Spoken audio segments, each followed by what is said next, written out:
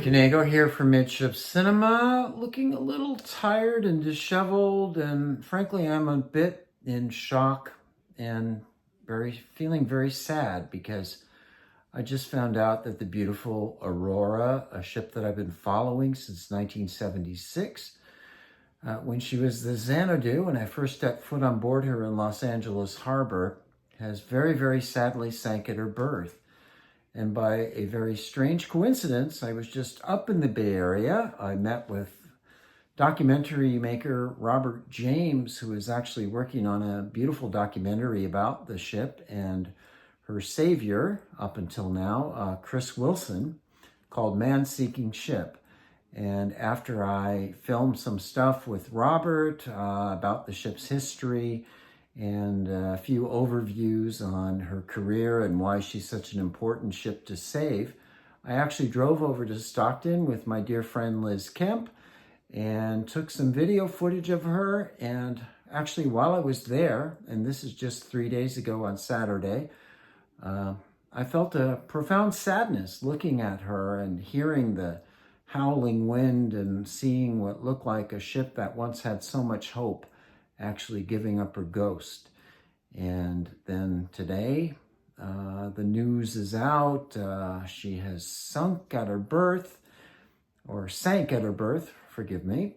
And it doesn't look very hopeful for her anymore. So I'm going to share with you some of the footage I shot, and don't know what to say at this point, except it looks like we may have come to the end of the line. So my fear is that she's either going to be scrapped on site, or they will refloat her at a tremendous expense and tow her off to be scrapped. But unless somebody steps in and saves this beautiful old girl, I think that's going to be it. All right, so here's my footage. Thank you for indulging.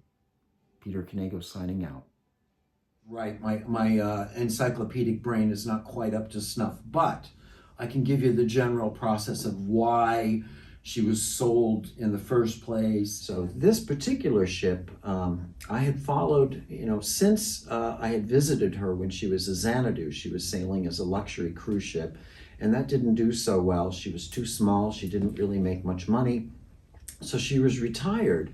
And then all of a sudden, in the early 80s, I'm in LA Harbor, and I saw her anchored off Long Beach with a friend who had a boat, and we're like, oh my God, I know that ship. That's the Xanadu. Well, and I had this little ocean liner sitting in my backyard that I never could get on board. And in the meantime, I had been contacted by this History Channel program called Life After People, and they were looking for an abandoned ship. So I thought, okay, well, this is a perfect one. I'll go up and do my visit, and they can interview me about this beautiful ship. Literally an hour after that interview, we were approaching the ship in Stockton. She's now called Aurora and berthed bow to bow with another historic ship, the 1940-built former Coast Guard cutter, Fur. Normally when I visit the Aurora, I feel hopeful and can't wait to get on board. But that day, I just felt sadness. In addition to the howl of the wind, there was a creaking sound, which felt as if she were crying out.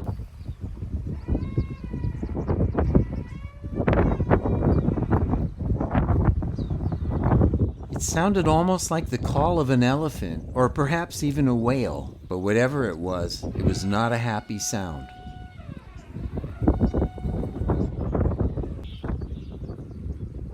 This beautiful ship, which just a few months before was so full of life, was now seemingly lost and forlorn. For those like me who feel certain ships have a soul, she seemed as if she were giving up the ghost. I know some of you will think that that's absurd, and that's okay by me, but I think most of you get it.